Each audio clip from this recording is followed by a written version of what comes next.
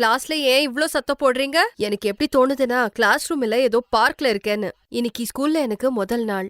நான் உங்களுடைய புது கிளாஸ் டீச்சர். என் பேரு நீனா சர்மா. நீனா மேடம் கிளாஸ்க்கு வந்த உடனே பசங்க நார்மல் ஆயிட்டாங்க. ஒரு பொண்ணு பூர்வி மட்டும் அவங்கள பார்த்து ரொம்ப பயந்துட்டா. நீனா மேடம பார்த்து ஜியா சொல்றா, மேடம் பல்லி மாதிரி இருக்காங்க, ஆனா ஆட்டிடியூட பாரு. மொல்லமா சொல்லு ஜியா, மேடம் கேட்டுட்டாங்கன்னா. உனக்கு என்னவோ ரொம்ப தெரிஞ்ச மாதிரி நீ பேசிட்டு இருக்க. அப்போ அவங்க பேசுறத நீனா மேடம் கேட்டுடுறாங்க. என்ன குசு குசுன்னு பேசுறீங்க? 2 பேரும் இங்க வாங்க. நீ ஏன் ஃபுல் யூனிஃபார்ம் போட்டுக்கிட்டு வரல? ஏன் செப்பல் போட்டிருக்க? மேடம் எங்க அப்பா கிட்ட அவ்வளோ பணம் இல்ல புது ஷூ வாங்கி கொடுக்கறதுக்கு. அவர்கிட்ட பணம் கிடைச்சப்போ அவங்க வாங்கி தருவாங்க. அதெல்லாம் எனக்கு தெரியாது. நாளைக்கு ஷூ போட்டுட்டு வரணும், அவ்வளவுதான். உன்னோட பனிஷ்மெண்ட் என்னன்னா நீ ஃபுல் கிரவுண்டு கிளீன் பண்ணணும். அப்புறம் நீ பூர்வி, உன்னோட முடிய எப்படி இருக்கு? அது அம்மா, அது என்னன்னா மேடம், காத்தால தலைக்கு குளிச்ச ஈரமா இருந்தது, அதனால வார முடியல. கோவத்துல நீனா மேடம் பேக்ல இருந்த சிசரை எடுத்து பூர்வியோட எல்லா முடியும் வெட்டிட்டாங்க. அவளோட நீல முடி இப்போ சின்னதாயிடுச்சு. இனி தினமும் இதே கதைதான். அவங்க எல்லா பசங்களையும் கஷ்டப்படுத்துவாங்க. நீனா பண்ற கொடுமைய பத்தி பூர்விக்கு நல்லா தெரிஞ்சிருந்தது. ஏன்னா நீனா பூர்வியோட சித்திதான். அவங்க வீட்ல கூட பூர்விய ரொம்ப அடிப்பாங்க. 8 வயசு பூர்விய வீட்டு வேலை செய்ய சொல்வாங்க. பூர்வி அவங்க அப்பா அவங்க அம்மா செத்த கொஞ்ச நாள்ல நீனாவை கல்யாணம் பண்ணிக்கிட்டாங்க. பூர்விக்கு ஒரு அம்மா கடிப்பாங்கன்னு சொல்லி. பூர்வியோட அப்பா நேவி ஆபீசர், அதனால வெளியவே இருப்பாரு. அதனால அவருக்கு இத பத்தி ஒண்ணுமே தெரியாது. நீனா பிஎட் படிப்பு முடிச்சிருந்தாங்க. அப்புறம் வேணுமனே பூர்வி ஸ்கூல்லயே டீச்சரா சேர்ந்தாங்க. அவங்க பூர்வியை எல்லா வேலை செய்ய சொல்வாங்க. அவங்க மட்டும் நல்லா ஆறாம தூங்குவாங்க. இப்படியே ஒரு நாள், பூர்வி, எனக்கு சாப்பாடுக்கு சாண்ட்விச் பேக் பண்ணிடு. உனக்கு ராத்திரி மிஞ்சின ரொட்டிய, ராத்திரி மிஞ்சி போன பொரியல பேக் பண்ணிக்கோ. ரேஷன் என்ன ஃப்ரீயா கிடைக்குமா? சரிங்க சித்தி. நீனா போய் தூங்கிடுறா. ஸ்கூலுக்கு 1/2 மணிக்கு முன்னாடி எழுந்து ரெடி ஆகி கிளம்பி போயிடுறா. ஆனா பாவ குழந்தை பூர்வி வீட்டு வேலையெல்லாம் செஞ்சுட்டு வருவா. அதனால அவ ரொம்ப லேட்டாவே வருவா. அப்புறம் நீனா மேடம் அவளுக்கு பனிஷ்மெண்ட் கொடுப்பாங்க. அவங்க கிளாஸ்ல கூட அவளை அடிப்பாங்க. இப்படியே ஒரு நாள், பூர்வி, கிளாஸ் டெஸ்ட்ல உனக்கு ரொம்ப கம்மி நம்பர் வந்திருக்கு. நீ டெஸ்ட்ல ஃபெயில் ஆயிருக்க. ஆனா மேடம், நான் டெஸ்ட ரொம்ப நல்லா பண்ணிருந்தானா? நல்லா பண்ணிருந்தானா? என்ன சொல்ல வர? நான் வேணுமனே உன்னை ஃபெயில் பண்ணனா? இல்ல மேடம். நீனா மேடம் அவளை ரொம்ப அடிக்கிறாங்க. இப்படியே நாட்கள் கடந்தது. ஒரு நாள் நீனா மேடம் அவங்க கிளாஸோட ஸ்கூல் ப்ராஜெக்ட்காக காட்டுக்கு போறாங்க. அங்க புதர்ல இருந்து ஒரு பாம்பு வெளியே வருது. நீனா மேடம கடிக்க வருது. அப்போ பூர்வியோட பார்வை அந்த பக்கம் போகுது. சித்தி, சித்தி விலகுங்க. பூர்வி அந்த பாம்பை கையில எடுத்து தூக்கி போடுறா. அதுக்குள்ள அது பூர்வியே கடிச்சிடுது. அவளை உடனே ஹாஸ்பிட்டலுக்கு கூட்டிட்டு போறாங்க. அங்க கஷ்டப்பட்டு அவ உயிரை காப்பாத்துறாங்க. அவளுக்கு நினைவு வந்தப்போ நீனா கண்ல தண்ணியோட அவ முன்னாடி கைய கூப்பி நின்னுட்டு இருந்தாங்க. அவகிட்ட மன்னிப்பு கேட்டு சொல்றாங்க, என்ன மன்னிச்சிடு பூர்வி. நான் உனக்கு எப்பொழுதும் அம்மா பாசத்தை கொடுக்கவே இல்ல. உன்னை எவ்வளவு கொடுமைப்படுத்தினானா இன்னைக்கு உன்னோட உயிரை கொடுத்து என் உயிரை காப்பாத்திருக்க. ஆனா பூர்வி உங்களை பத்தி இதுக்கு முன்னாடி சொன்னதே இல்ல. நான் ஸ்கூல் டீச்சர்ஸ் பத்தி எல்லாம் கேட்டிருக்கேன். ஆனா அவ எல்லாரும் நல்லவங்கன்னு சொல்லியிருக்கா. அவ ரொம்ப பெருமையா பேசுவா. என் பொண்ணு ரொம்ப கவலையோடு இருந்திருக்கா. நான் அதை புரிஞ்சுக்கவே இல்ல. அப்பா, நான் ஒரு வாட்டி அம்மாவை எழுந்திருக்கேன். இப்போ இன்னொரு வாட்டி இழக்க விரும்பல. இப்போ அவங்க அவளை கொடுமைப்படுத்தல, ஆனா அவ மேல ரொம்ப அன்பை காட்டுறாங்க. அவ புது அம்மா அன்பு கிடைச்சதும் பூர்வி ரொம்ப சந்தோஷமா இருக்கா.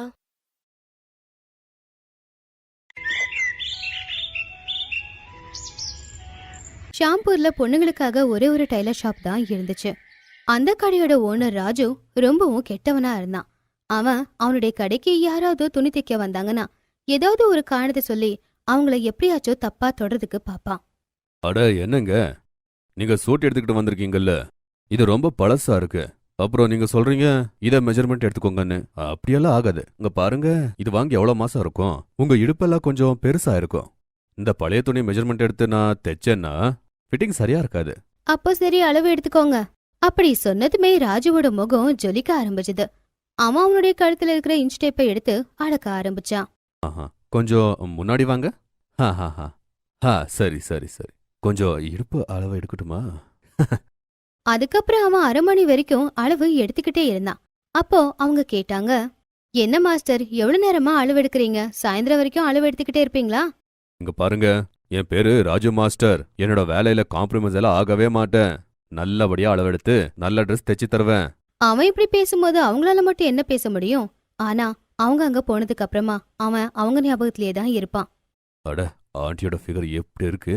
அடேங்கப்பா, இவங்க முன்னாடி ஹீரோயினே ஃபெயில் ஆயிருவாங்கப்பா. என்ன புண்ணியம் பண்ணனா இன்னைக்கு இந்த வேலை பார்த்துக்கிட்டே இருக்கேன். கண்டிப்பா போன ஜென்மத்துல ஏதோ ஒரு புண்ணியத்தை பண்ணிருக்கணும். அதுக்குதான் இப்போ டெய்லரா நான் இருக்கேன். கடவுளே, ஒரே ஒரு வேண்டுகோள் தான், வர ஜென்மத்திலயும் டெய்லரா நான் பிறக்கணும். அப்பதான் ரொம்ப அழகான பொண்ணுங்களை என்னால அளவெடுக்க முடியும்.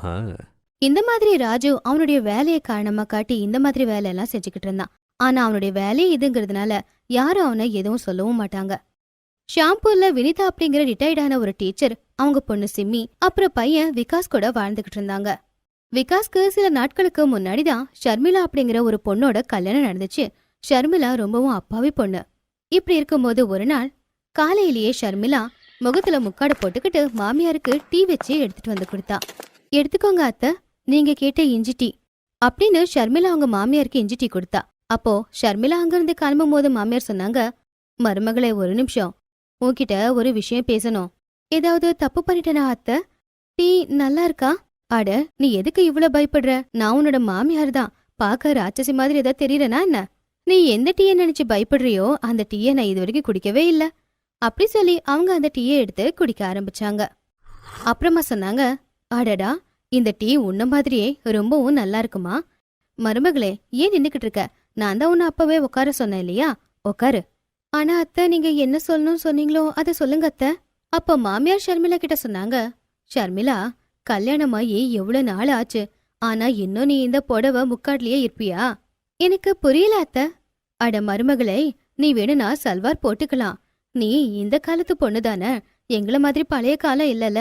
நான் உன்னை எதுவும் சொல்ல மாட்டேன். உனக்கு பிடிச்சிருந்தா நீ சல்வார் போட்டுக்கோ. ஆனா அத்தை, நான் வரும்போது சல்வார் சூட் எடுத்துட்டு வரலையே. நான் என்ன நினைச்சேன்னா கல்யாணத்துக்கு அப்புறம் புடவையில தான் இருக்கணும் அப்படின்னு. அப்படி கூட யாராச்சும் சொல்லுவாங்களா என்ன? வினிதா அவங்க பொண்ணு சிம்மிய கூப்பிட்டாங்க. சிம்மி, சிம்மி. சிம்மி அப்போ காலேஜ் போக ரெடி ஆகிக்கிட்டு இருந்தா. அம்மா கூப்பிட்டது கேட்டு அவ அந்த இடத்துக்கு வந்தா. என்னம்மா, ஏன் கூப்பிட்டீங்க? எங்கேயாவது போறியா? என்னம்மா, இப்ப நான் காலேஜ்க்கு போற நேரம் இல்ல, இன்னைக்கு ஞாயிற்றுக்கிழமை இல்ல. அப்போ வினிதா கேலண்டர் பார்த்து சொன்னாங்க. அப்போ சிம்மி அந்த கேலண்டரை போய் திருப்பி போட்டா. ஜனவரி முடிஞ்சு போச்சுமா, இது பிப்ரவரி, அப்புறம் இன்னைக்கு சாட்டர்டே. அட, நான் இதை கவனிக்கவே இல்ல. சரி சொல்லுங்க, என்ன எதுக்காக கூப்பிட்டீங்க? உங்க அண்ணனோட கல்யாணத்துக்கு உனக்கு 2-3 சுடிதார் மெட்டீரியல் எல்லாம் எடுத்திருந்தோம், ஞாபகம் இருக்குல்ல? ஆமாம்மா, ஏன்? அத உங்க அன்னைக்கு ஒரு 3 கொடு. ராஜு டெய்லர் கிட்ட போய் அந்த பொண்ணு சல்வார் தைச்சுக்கிட்டோம். ஒரு சல்வார் கூட எடுத்துட்டு வரலையாமா? சரிம்மா, கொண்டு வந்து கொடுக்குறேன். சிம்மி அந்த மெட்டீரியலை அன்னிக்கிட்ட கொடுத்துட்டு அவ அங்க இருந்து காலேஜுக்கு போயிட்டா. இங்க பாருமா, இதுதான் மெட்டீரியல். இங்கிருந்து கொஞ்சம் தூரத்துல ராஜு அப்படிங்கிற ஒரு டெய்லர் இருக்கான், அவன்கிட்ட கொடுத்து தைக்க சொல்லிடு. நான் தனியா போகவா? ஆமாம்மா, தனியா போ. உனக்கு தெரியும்ல என்னுடைய முழங்கால் எவ்வளவு வலிக்குது அப்படின்னு. உன் கூட அவ்வளவு தூரம் வந்துட்டு வந்தனா அப்புறம் ஒரு வாரம் வரைக்கும் நான் படுத்துதான் கிடப்பேன். ஷர்மிளா அந்த மெட்டீரியல் எடுத்துக்கிட்டு ராஜு டெய்லர் கிட்ட போனா. ராஜு அவளை பார்த்ததுமே, யாரா இது? ரொம்ப கலாச்சாரமா வராங்க. முக்காடை எடுத்து நான் இவங்கள எப்பவுமே பார்த்ததே இல்லையே. ராஜு ஷர்மிளாவை உத்து உத்து பாத்துக்கிட்டு இருந்தான். அவன் அப்படி உத்து பாக்குறத பார்த்த ஷர்மிளா கோவப்பட்டா. அப்போ ராஜு சொன்னா, சொல்லுங்க, என்ன உதவி பண்ணட்டும் உங்களுக்கு? இந்த துணியை தைக்கணும். பண்ணிடலாம். எப்படி பண்ணணும்? பட்டி வைக்கணுமா? அப்படியாவா? பட்டியாலானா? பட்டி வைக்கிறதெல்லாம் தெரியாதா? இந்த காலத்துல அதான் ட்ரெண்டு. பட்டி வைக்கிறதுல நான் ரொம்ப எக்ஸ்பர்ட். பட்டியால சூட் தைக்கிறதுக்கு தூரத்துல இருந்து ஆட்கள் எல்லாம் வருவாங்க. அதுக்கப்புறம் ராஜு அவனுடைய கடையில வச்சிருக்கிற நிறைய சாம்பிள்ஸை எடுத்து காட்டினான். ஷர்மிளாக்கு அது பிடிச்சு போச்சு. இது நல்லா இருக்கு, இப்படியே தைச்சிடுங்க. இப்படியே வேணாம், இதோட நல்லாவே பண்ணலாம். ஆனா நீங்க முதல்ல கொடுக்கணும். கொடுக்கணுமா? என்ன கொடுக்கணும்?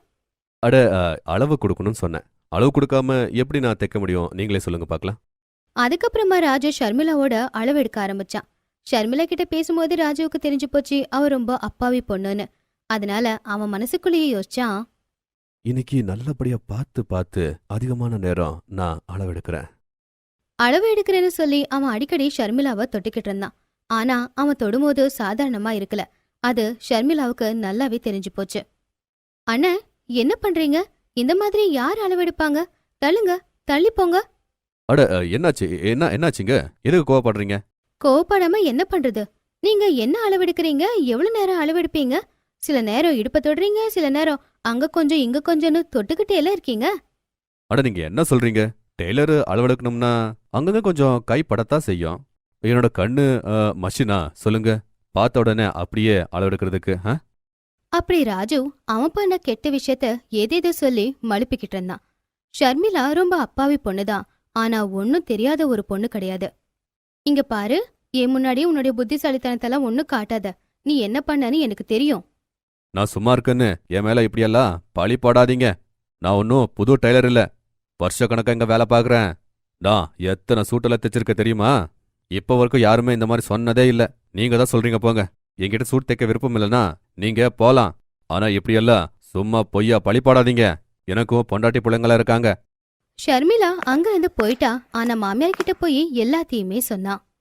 நீ என்னம்மா சொல்ற?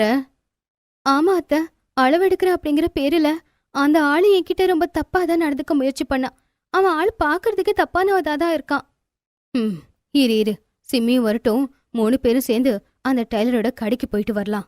சிம்மி வந்ததுக்கு அப்புறம் 3 பேரும் சேர்ந்து ஒரு ஐடியா பண்ணாங்க. இந்த தடவை மெட்டீரியல் எடுத்துக்கிட்டு சிம்மி துணி தைக்கிறதுக்காக டெய்லர் கடைக்கு போனான். எப்பவும் போலவே அவன் மத்த பொண்ணுங்க கிட்ட நடந்துக்கிற மாதிரி சிம்மி கிட்டயும் நடந்துக்க ஆரம்பிச்சான். ஆனா இந்த தடவை அவனுடைய அண்ணி தூரத்துல இருந்து அதை எல்லாத்தையுமே ரெக்கார்ட் பண்ணிட்டா. அதுக்கப்புறமா போலீஸ்க்கு கால் பண்ணி சொன்னான். கொஞ்ச நேரத்துல போலீஸ்காரங்க அங்க வந்துட்டாங்க. போலீஸ பார்த்து ராஜுவோட முகத்துல ஈ ஆடல. ஏண்டா, நீதானே அந்த ராஜு டெய்லர்? ஆமாங்க, நான் தான்.